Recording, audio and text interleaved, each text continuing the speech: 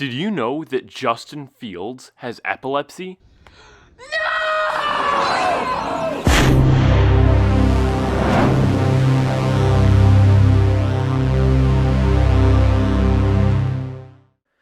Welcome to Growl. I'm Gage, your host for Bears and NFL News, and welcome back to today's video about Justin Fields' journey to the NFL. Now, you may be asking, why is he wearing hoodie in 90-degree weather? And why is he wearing sunglasses inside? Well, that's just how things roll here. So let's dive right in.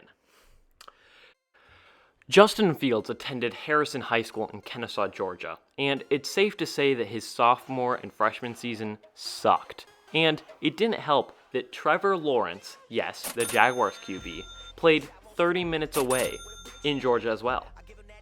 Justin Fields was identified with epilepsy when he was 15 years old. It's important to note as well that his mom also has epilepsy. He had a seizure and lost consciousness during school. Thankfully, it does not affect his football career at all and takes a pill just to make sure that nothing happens while he's on the field. Although he did grow his sophomore season, it was nothing compared to his junior season, and he eventually ended up committing to Penn State in his sophomore year in high school. He skyrocketed in his rankings his junior year and grew as a passer. He attended the Elite 11, which is a QB camp, and 24 QBs of the best in the entire nation attend. Justin Fields quickly helped everyone realize that his best attributes are hard work and his laser focus. The MVP was either between Trevor Lawrence and Justin Fields, and everyone knew that. Justin Fields' hard work and laser focus ended up winning him the MVP. As well as winning the MVP, Justin Fields ended up having Beyond the Lights from Netflix film his senior year in high school. Justin Fields ended up being the highest rated dual threat QB of 2018, although ended up being number 2 to Trevor Lawrence. Fun fact, Justin Fields' sister had committed to Georgia before he did. He committed to Georgia because he's from Georgia. As 2 years starting QB, he had 4,187 passing yards, 2,095 rushing yards, and 28 rushing touchdowns. When Justin Fields ended up at Georgia, he wasn't really sure how much playing time he'd get. Although Jake Fromm had ended up being a star and had ended up starting over Justin Fields.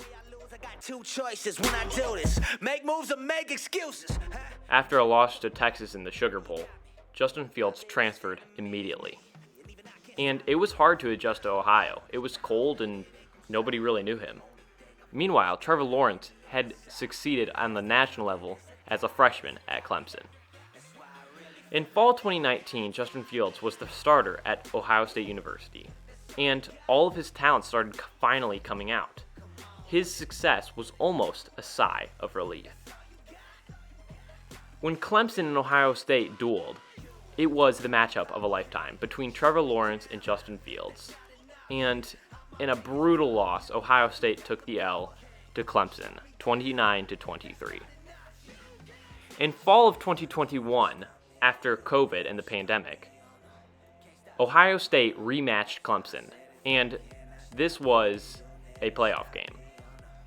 This also happened to be the game that he was absolutely pounded on live television. He came back though, and Ohio State dominated 49-28. Although they lost the national championship in early 2021, Fields wasn't going to dwell on it, and he just was trying to recover for the draft.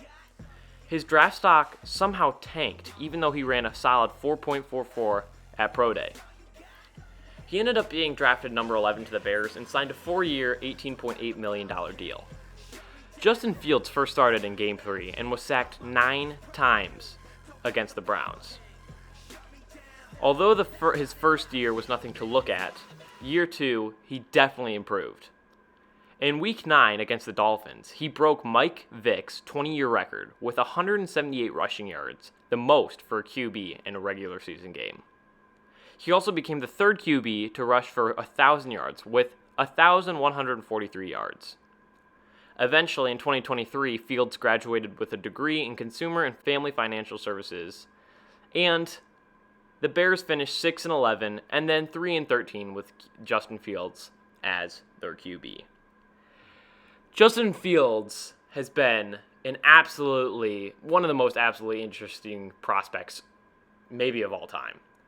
And what I'm excited as a Bears fan to see how he improves. Justin Fields has a lot to prove year 3, but his hard work and laser focus through all of these obstacles and all of this adversity really gives me hope for this next coming season, and it'll be interesting to see where the Justin Fields versus Trevor Lawrence debate ends up.